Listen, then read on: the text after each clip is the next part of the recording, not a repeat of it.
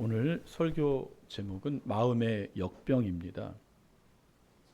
성전을 다 건축한 솔로몬은 하나님께 기도를 드립니다. 오늘 본문은 솔로몬이 드린 기도 중에 일부분입니다.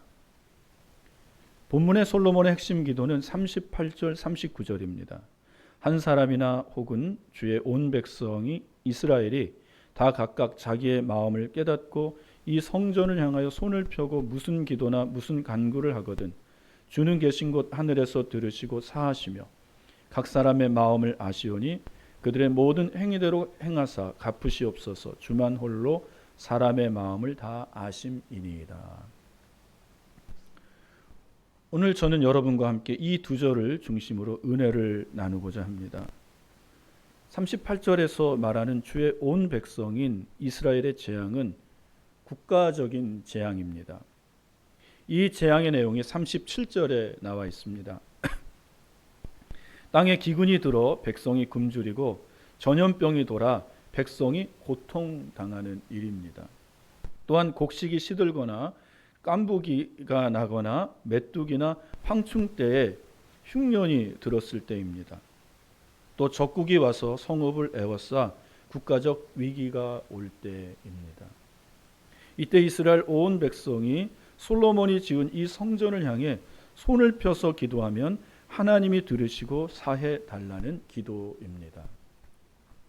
하나님이 들으시고 사해 달라는 이 기도를 보면서 온 이스라엘의 재앙의 원인이 이스라엘 백성의 죄임을 깨닫습니다. 모든 선지서를 볼 때 이스라엘이 국가적인 재앙을 맞이하는 원인은 죄에 있음을 알 수 있습니다. 선지서를 통해 알 수 있는 이스라엘의 몇 가지 죄가 있습니다. 그것은 하나님이 정하신 장소에서 제사를 드리지 않는 것입니다. 하나님은 솔로몬이 지은 성전에서 제사 드리라고 했지만 이스라엘은 높은 산과 푸른 나무 아래에서 제사를 드렸습니다. 아무리 이곳에서 훌륭한 제사를 드린다 해도 하나님은 그 제사를 받지 않으십니다. 하나님이 정한 곳 예루살렘 성전에서 드리는 제사만 받아요. 이스라엘의 죄는 가난한 자를 압제하는 죄입니다. 신발 한 켤레에 가난한 사람을 팔고 사서 노비로 전락시켰습니다. 또 억울한 재판을 해서 무죄한 사람의 피를 흘렸습니다. 그리고 결정적인 죄는 우상 숭배입니다. 이스라엘은 이와 같은 죄를 지을 때 국가적인 재앙을 맞이했는데 그 재앙은 나라가 망하는 것입니다. 이때 하나님의 백성은 예루살렘 성전 쪽을 향하여 손을 펴서 하나님께 기도했습니다. 다니엘 6장 10절을 보시면 다니엘이 다락방에 올라가 예루살렘 쪽을 향해 난 창문을 열고 하루 3번 기도하는 장면이 나옵니다. 다니엘 9장을 보시면 다니엘이 에레미야의 70년이 차면 이스라엘이 바벨론으로부터 해방된다는 말씀을 깨닫고 베옷을 입고 기도하는 장면이 나옵니다. 다니엘은 그때 조상들이 지은 죄를 회개했습니다. 이때 다니엘은 예루살렘 성전 쪽을 향해 얼굴을 돌리고 손을 펴서 기도했습니다. 그가 지금 바벨론 적국의 포로로 잡혀 있기 때문이에요. 그래서 자기 집 맨 위에 있는 다락방에 예루살렘 쪽을 향해 창문을 열어놓고 하루 3번씩 하나님께 손을 펴서 기도했습니다. 이것은 솔로몬이 성전 봉헌식 때 드린 기도에 의해 드린 기도입니다. 하나님은 다니엘의 기도를 들으셨고 이스라엘의 죄를 사하셨고 그리고 바벨론에서 이스라엘 백성을 예루살렘으로 돌아오게 하셨습니다. 국가적인 재앙을 만났을 때 이스라엘은 예루살렘 성전 쪽을 향해 손을 펴고 기도했습니다. 그런데 솔로몬은 국가적인 재앙뿐만 아니라 개인이 재앙을 만났을 때도 동일한 효력이 있게 해달라고 기도하는 것을 봅니다. 38절 중반절입니다. 자기의 마음의 재앙을 깨닫고. 마음의 재앙에서 재앙의 히브리어는 네가입니다. 이 단어에는 역병이라는 뜻이 있습니다. 마음의 재앙을 마음의 역병으로 해석할 수 있습니다. 오늘 교회에 들어오실 때 모두 미소를 띠며 인사하고 예배당으로 들어오셨습니다. 그러나 마음에 창이 있어서 각 사람의 마음을 들여다본다면 그 속에 병이 있음을 보실 수 있을 것입니다. 또한 모든 사람들이 사는 그 집의 지붕을 뚫고 여러분이 그 집의 지붕을 통하여 그 가정을 살펴본다면 그 집에 역병이 있음을 깨달을 거예요. 아무 걱정도 염려도 없을 것 같은데 그렇지 않습니다. 모든 사람의 마음에는 역병과도 같은 병이 있습니다.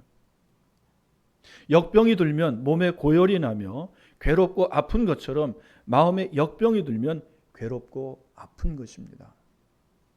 마음이 병들면 큰 불행을 초래할 수 있습니다. 손을 다치거나 발을 다치면 치료할 수 있습니다. 심지어 손 하나를 잃어도 살 수 있습니다. 그러나 마음의 역병을 치료하지 못한다면 그는 시름시름 앓게 될 것입니다. 그의 영혼이 죽어가게 될 것입니다. 잠언 18장 14절입니다. 사람의 심령은 그의 병을 능히 이기려니와 심령이 상하면 그것을 누가 일으키겠느냐. 사람이 몸에 아플 때는 심령 곧 마음이 평안하면 그 병을 이겨낼 수 있습니다. 그러나 마음이 무너지거나 상처받았을 때는 그 고통이 너무나 커서 스스로 회복하기가 매우 어려운 것입니다. 저는 오늘 설교를 통해 여러분 마음의 역병을 근본적으로 치료받을 수 있다는 사실을 알려드리려고 합니다.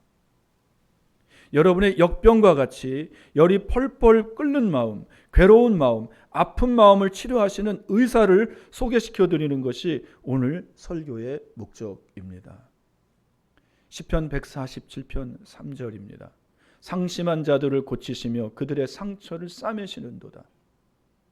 누가 상심한 자들을 고치시며 그들의 상처를 싸매십니까? 심리학이며 상담학입니까? 물론 이 두 학문은 우리의 상심한 마음과 상처를 어느 정도는 치료하고 싸매줍니다.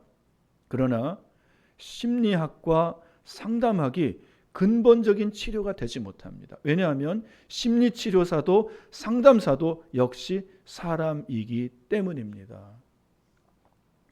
여러분, 수년 전에 아주 유명한 TV에 나오는 이 상담사, 심리치료사 여자분인데요. 그분이 그 안에 있는 마음의 역병 때문에 자살해서 죽는 사건이 일어났어요.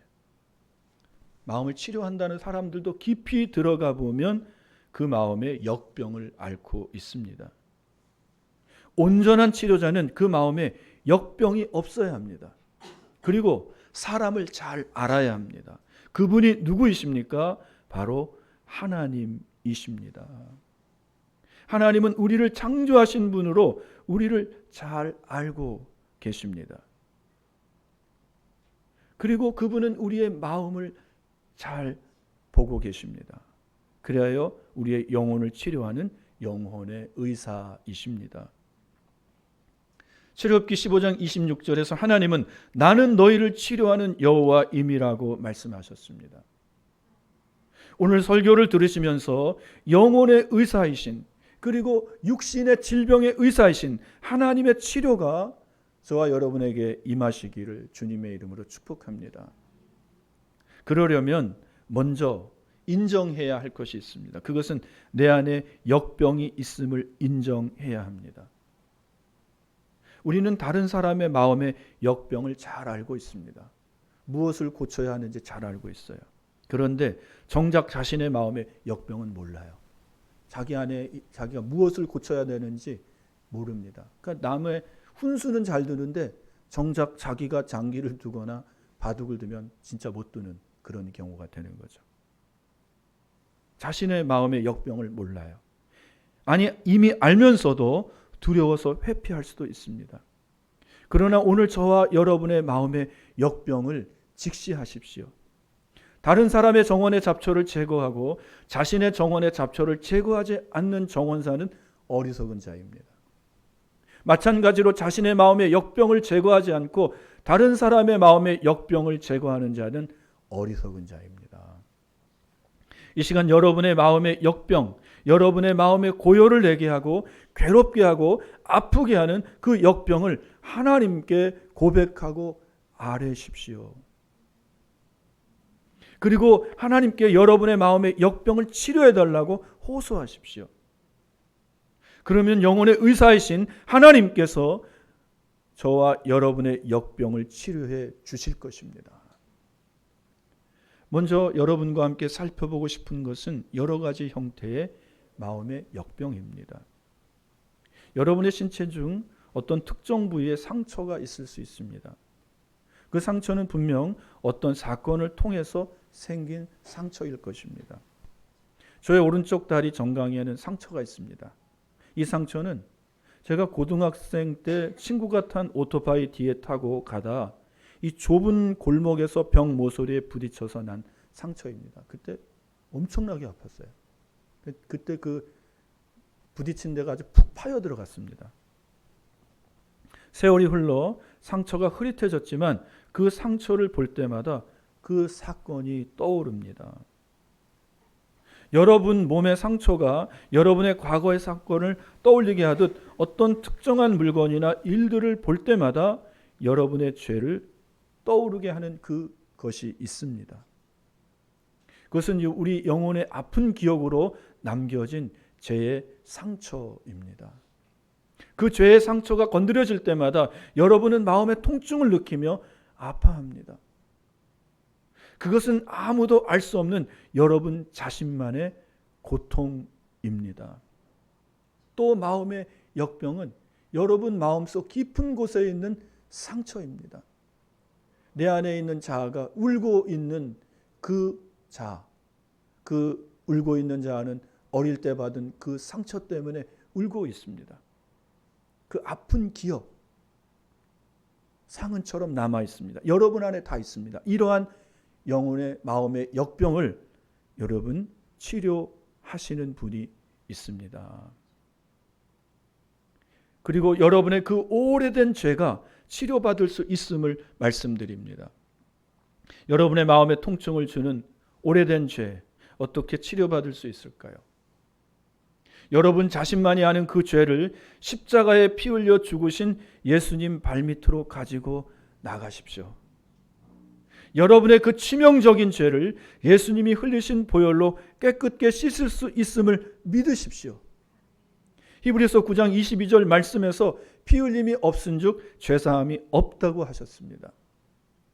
구약의 백성들은 짐승이 흘린 피로 자기 죄를 사함받았습니다. 그러나 예수님이 오신 후 모든 사람은 오직 예수님의 피로 죄사함을 받습니다. 요한일서 1장 7절에서 그 아들 예수의 피가 우리를 모든 죄에서 깨끗하게 하실 것이요 라고 말씀합니다. 여러분 이 말씀을 믿으십시오. 종교개혁을 한 마틴 루터의 이야기입니다. 어느 날 기도하는데 마틴 루터가 기도하는데 마귀가 그가 지은 죄를 기록한 죄의 긴 목록을 가지고 루터 앞에 나타났습니다. 그리고 루터의 마음에 역병을 일으키며 괴롭힙니다. 마귀가 루터의 마음에 역병을 일으킨 것은 루터의 죄책감입니다. 루터는 마귀가 내민 죄의 목록을 보면서 강한 죄책감이 들었습니다. 그래서 힘들었어요. 영혼의 고요를 앓습니다. 이에 루터는 내 죄가 그것밖에 없는가 하고 마귀에게 물었습니다. 그러자 마귀는 자기 전공 분야를 살려 더 긴 죄의 목록을 가지고 나타났습니다. 마귀의 이 전공 분야는요, 우리의 죄를 캐고 우리의 죄에 대한 모든 목록을 다 가지고 하나님 앞에 참소하는 거예요. 그 죄의 목록은 너무도 길어 지구를 한 바퀴 돌고도 남을 길이었습니다. 이에 루터는 한 번도 마귀에게 이것 말고 다른 죄가 없는가 하고 물었더니 마귀는 참소자답게 더 긴 죄의 목록을 가지고 나타났습니다. 루터는 다시 한번 이것 말고 다른 죄는 없는가라고 묻자 마귀는 이 정도면 충분하다라고 말했습니다. 이 정도면 하나님 앞에서 너의 죄를 고발하고 참소하고 너를 지옥으로 떨어뜨릴 수 있을 만큼 충분하다. 더 있는데 더 가지고 올 필요가 없다라고 말하는 거예요. 그때 루터는 그렇다면 그 죄의 목록 마지막에 요한일서 1장 7절 말씀인 그 아들 예수의 피가 우리를 깨끗하게 하실 것이요 라는 말씀을 적어라 라고 마귀에게 말했습니다. 그랬더니 마귀가 사라졌습니다.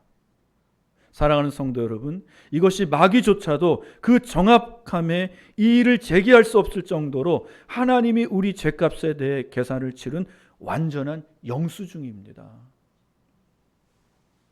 우리의 죄가 아무리 많든 혹은 적든 간에 예수님이 흘리신 속죄의 피가 우리 속에 들어오면 그 죄는 다 사함 받는 것입니다. 그러니 여러분의 영혼을 오랫동안 괴롭혀온 마음의 역병과도 같은 그 죄를 주님의 십자가 밑에 나아가 죄를 고하시고 내려놓으십시오. 주 안에 있는 나에게 땅 근심이 있으랴 십자가 밑에 나아가 내 짐을 풀었네. 찬송가 370장 가사처럼 그렇게 하시기를 바랍니다. 주님은 수고하고 무거운 영혼의 짐인 죄의 짐을 진 자들을 십자가 밑으로 초대하시며 그 짐을 내려놓고 안식하라고 말씀하십니다. 사람 마음의 역병 중에는 근심이 있습니다. 근심은 걱정, 염려, 불안과 같은 역병입니다. 거룩한 주일 하나님께 예배드리는 이 순간에도 근심의 역병이 있을 수 있습니다. 내가 집에서 나올 때 가스불은 끄고 나왔나? 이게 주부병이잖아요. 이런 근심부터 시작해서 건강, 자녀, 가정, 인간관계, 물질에 대한 근심으로 가득 차 있습니다. 예수님은 근심에 대해서 많이 경계하셨습니다. 예수님이 경계하신 근심은 무엇을 먹을까, 무엇을 입을까, 무엇을 마실까 하는 근심입니다. 예수님은 너희가 근심함으로 키를 한 자라도 더할 수 있느냐라고 물으셨습니다. 염려는 아무 소용 없다는 것입니다. 염려해서 키가 자랄 수만 있다면 염려하죠. 180되고 190되고. 근데 염려한다고 해서 키를 한 자라도 더할 수는 없어요. 염려는 백해무익합니다. 아무 소용 없습니다. 그리고 예수님은 이런 근심은 이방인들이 하는 근심이라고 말씀하셨습니다. 예수님이 말씀하시는 이방인들은 하나님이 없는 자들, 하나님을 아버지로 모시지 않는 자들을 말하는 거예요.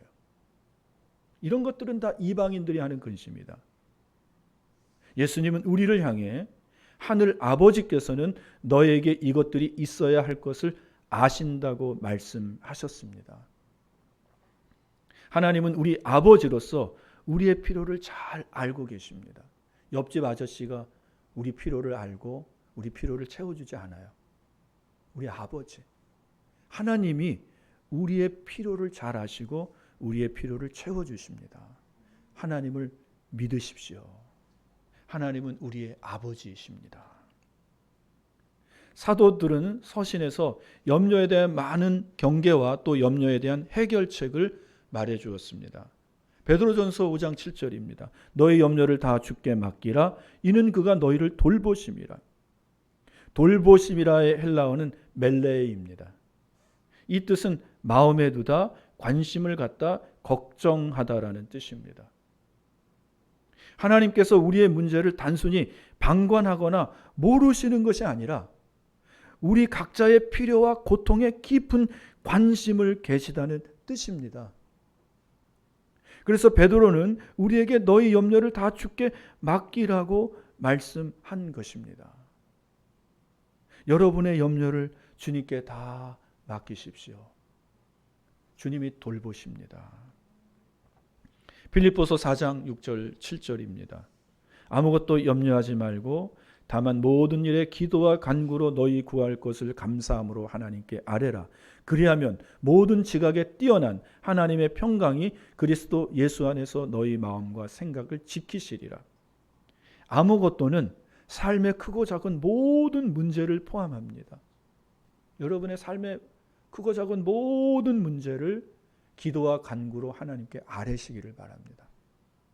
염려하다의 헬라어는 메림나오입니다. 이 뜻은 마음이 분산되고 불안해하는 상태를 의미합니다. 갈라지다라는 뜻이 있어요.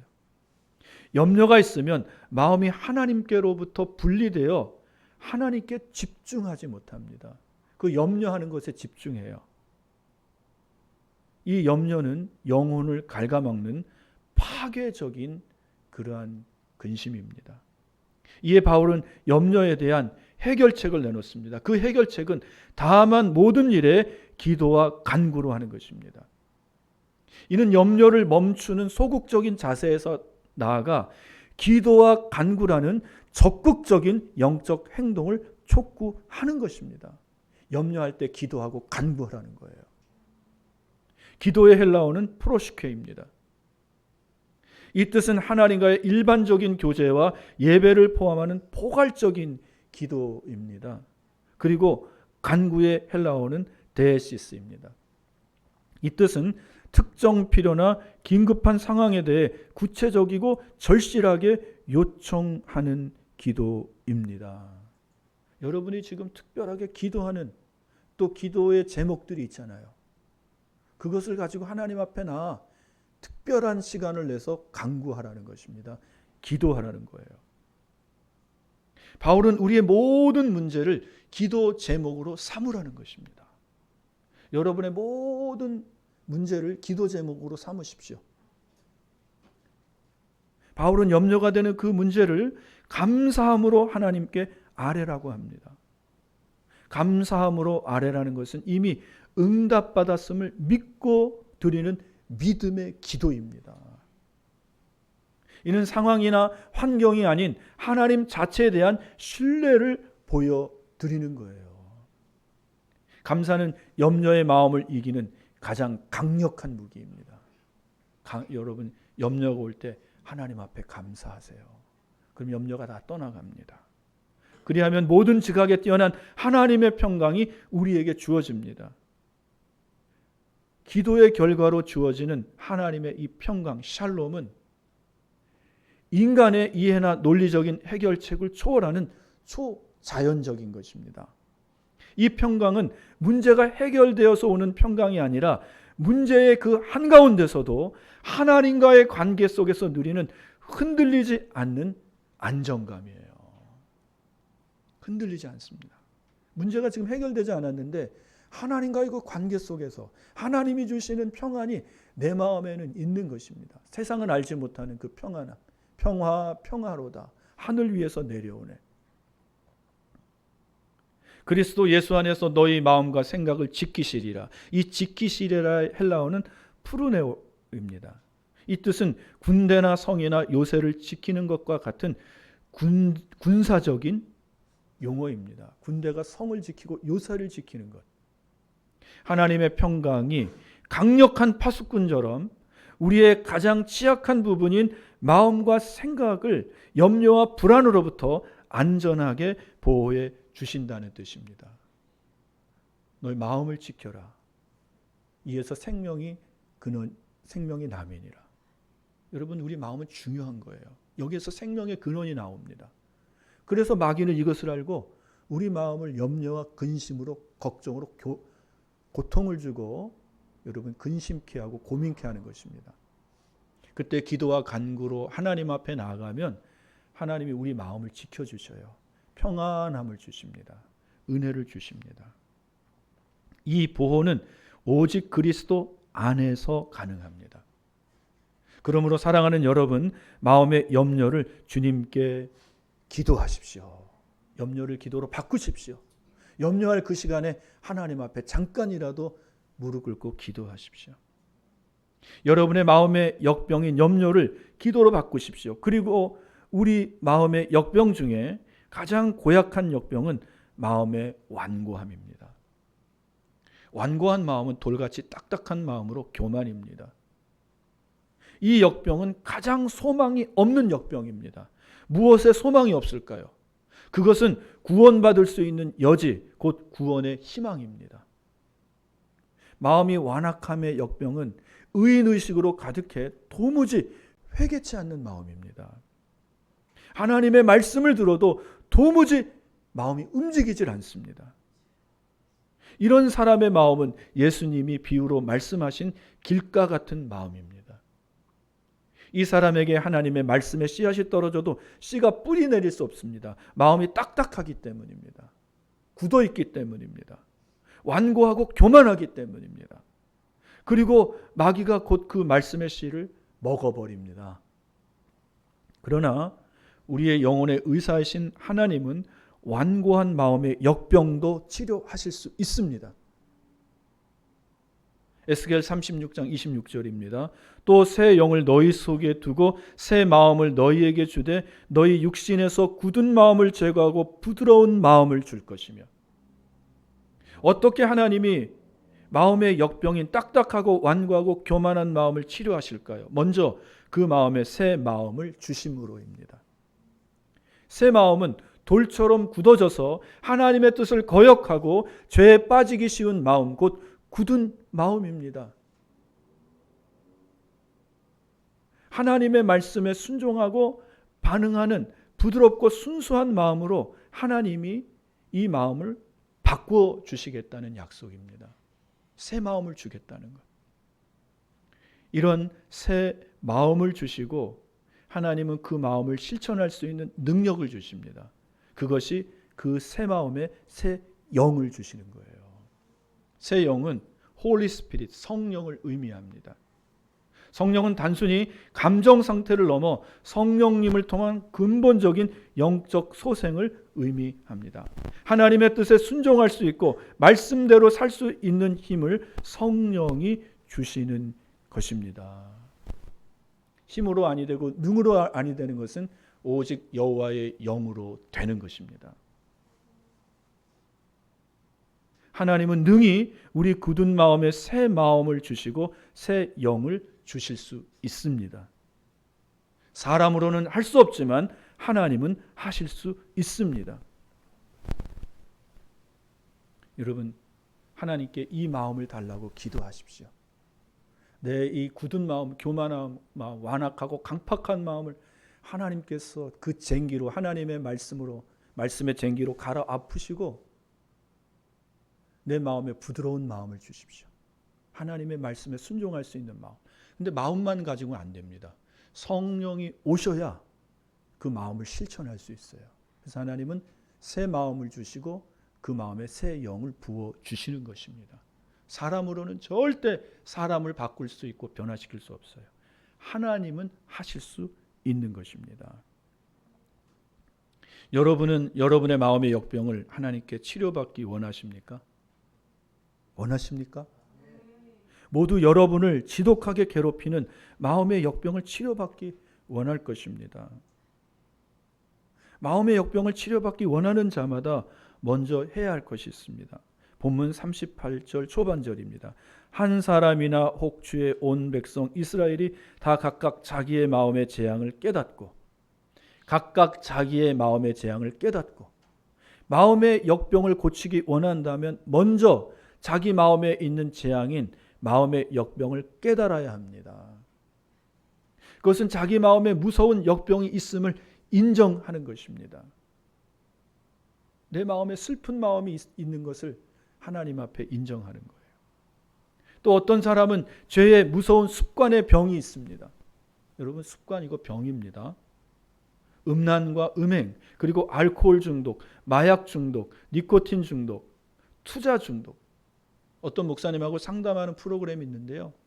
한 젊은이가 나와서 자기는 투자 중독에 걸렸대요. 부자가 되고 싶어서 주식에 투자하고 또 머리가 좋으니까 사람들의 그 돈을 다 끌어모았다고 합니다. 다 빌려서 영끌한 거죠. 영끌. 또 은행에서 다 대출받아서 망했다고 합니다. 목사님이 아주 결론적으로 말을 하더라고요. 그렇게 투자하다가 지옥 갈래, 회개하고 천국 갈래. 중독이라는 병이라는 것입니다. 이런 중독, 이런 죄의 경향, 습관들이 옷을 입고 있는 것처럼 입고 있습니다. 이 죄의 습관의 옷은 우리 피부와 딱 달라붙어 있어 벗을 수 없는 옷입니다. 마치 뱀이 칭칭 감고 있는 것 같아서 빠져나오지 못합니다. 이런 죄를 지으면 다시는 이런 일이 일어나지 않겠다고 다짐하지만 어느 순간에 또 그 죄를 짓고 있어요. 도박에 진저리를 낸 사람은 자기 손을 자른다고 합니다. 그런데 어느 순간에 도박장에 가서 발로 도박을 하고 있대요. 발가락으로. 그리고 그것도 안 되면 자기 발을 잘라내면 사람 고용해가지고 눈하고 입은 살아있으니까 귀하고 눈으로 눈짓하고 그거 내라. 술로 인해 삶이 피폐해져 술을 원수처럼 생각하지만 어느 순간에 또 술을 찾게 되고 술독에 빠져 있습니다. 술 취한 사람 보세요. 그 다음 날 머리 아프고 제가 어떤 여자 유튜버 봤는데요. 그 소주를 먹고 그 오빠가 괴롭힌다고 소주병을 그 머리맡에다 놔둔 거예요. 보더니 막 으악하고 갈 때마다 오빠가 막 괴롭힙니다. 난 절대로 안 먹는다고. 근데 또 술 마시고 있어요. 끊는다고 결단하지만 안 됩니다. 이게 모든 중독이 다 그래요. 우리 안에 있는 성중독도 마찬가지입니다. 이런 죄들을 반복적으로 지으면 그 죄는 우리 영혼을 비참하게 만듭니다. 오늘 하루는 참아서 그리스도인이 된 것처럼 여기지만 내일은 비참한 그리스도인이 되어버려요. 중독은 다 마음의 역병으로 의사이신 하나님께 치료받아야 할 병입니다. 여러분 이거 병이에요. 중독. 하나님만이 치료할 수 있어요. 우리 마음의 역병을 치료받으려면 먼저 이런 마음의 역병이 있음을 인정해야 합니다. 그래서 여러분 이 중독된 사람은요. 자기 절대 그렇지 않대요. 근데 우린 다 알거든요. 중독되어 있는 거. 그 병입니다. 그리고 그 다음으로 해야 할 것이 있습니다. 38절 중반절입니다. 이 성전을 향하여 손을 펴고 무슨 기도나 무슨 간구를 하거든. 마음의 역병이 있음을 깨닫고 그 마음의 역병을 인정한다면 그 다음으로 성전을 향하여 손을 펴고 간구하는 기도를 드려야 합니다. 간구의 히브리어는 테힌나입니다. 테힌나는 은혜를 베풀다, 불쌍히 여기다, 자비를 구하다라는 뜻을 가진 하난이라는 동사에서 유래했습니다. 간구의 기도는 단순히 필요한 것을 요청하는 것을 넘어 자신의 부족함과 무기력함을 인정하고 하나님의 자비와 긍휼과 은혜에 전적으로 의존하여 드리는 겸손한 간청을 의미합니다. 강청하는 기도예요. 간구의 기도는 개인의 절박한 필요와 아픔 속에서 하나님의 긍휼을 호소하는 애절한 기도입니다. 이 기도를 성전을 향하여 손을 펴고 기도하라고 합니다. 이 성전은 하나님의 임재를 상징하는 장소였습니다. 그것은 예루살렘 성전이에요. 그러나 예루살렘 성전은 불타 사라지고 서쪽에 통곡의 벽만 남아 있습니다. 그렇다면 이 성전은 어디일까요? 물론 우리가 드리는 이 예배 공간인 교회도 성전입니다. 이 공간은 우리가 하나님께 예배 드리기 위해 구별한 공간이기 때문입니다. 이 비싼 돈을 내고 관리비를 주고 우리가 공간에서 이 예배를 드리는 거예요. 이 공간은 오직 예배 드리는 공간. 그러나 진정한 성전은 여러분입니다. 여러분 안에 하나님이 거하십니다. 그러니 여러분이 있는 그 자리에서 하나님께 간절히 기도하십시오. 그 자리에서 하나님을 바라보십시오. 거기에서 여러분 소망이 시작되는 거예요. 하나님을 바라보는 것에서부터. 여러분의 은밀한 골방에서 여러분의 마음의 역병을 고쳐달라고 하나님을 바라보고 하나님께 은혜를 구하십시오. 나 자신으로는 할 수 없으니 하나님께서 오셔서 내 마음에 새 마음을 주시고 새 영을 부어주셔서 나를 고쳐달라고 기도하십시오. 그 기도는 궁극적으로 회개의 기도가 될 것입니다. 본문 39절입니다. 주는 계신 곳 하늘에서 들으시고 사하시며. 하늘에서 하나님이 저와 여러분의 회개의 기도를 들으십니다. 그리고 우리의 죄를 사하십니다. 죄를 사하신다는 말이 무엇인지 아십니까? 시편 103편 12절입니다. 동이 서에서 먼 것 같이 우리의 죄가를 우리에게서 멀리 옮기셨으며. 죄를 사하신다는 말씀은 우리 죄를 멀리 던져버리시겠다는 것입니다. 우리 하나님이 우리 죄를 하나님의 등 뒤로 던지시고 바다 깊은 곳에 빠뜨리시겠대요. 거기에 무거운 어떤 새나 돌멩이, 바위 같은 걸 꽁꽁 묶어서 던지게 돼요. 다시는 떠오르지 않게. 그것은 우리 죄를 하나님께서 완전히 잊으시겠다는 것입니다. 먹구름을 바람으로 흩어버리듯이 흩어버리시겠다는 것입니다. 우리 죄가 영원히 보이지 않도록 덮으시겠다는 뜻입니다. 무엇으로 덮습니까? 예수님이 십자가에서 흘리신 그 피로 덮으시겠다는 것입니다. 우리가 하나님께 죄를 회개하면 하나님은 우리 죄를 더 이상 보지 않으시고 그리스도의 피만 보신다는 것입니다. 하나님은 회개하는 죄인을 단 한 번도 내치신 적이 없어요. 그러니 하나님 앞에 여러분을 불행하게 만들었던 원흉, 그 죄를 회개하시고 사함 받으십시오. 그리고 여러분을 아프게 하는 과거의 상처들, 아픔들을, 마음의 역병들을 고백하시고 치료 받으십시오.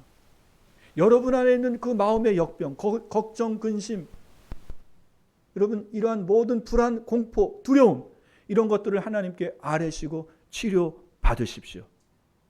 그리하여 하나님의 은혜 받은 자로 사시기를 주님의 이름으로 축복합니다. 기도하겠습니다. 하나님 아버지, 우리 각 사람의 마음에 역병이 다 있습니다. 그것은 죄일 수 있고 아버지 중독일 수 있으며 염려일 수 있습니다. 또한 어릴 적 받은 그 부모와 친구와 또한 식구로부터 받은 그 상처일 수 있습니다. 하나님이 역병을 치료하실 수 있는 분은 오직 하나님 한 분밖에 없사오니 하나님께서 우리의 역병을 치료하여 주시옵소서.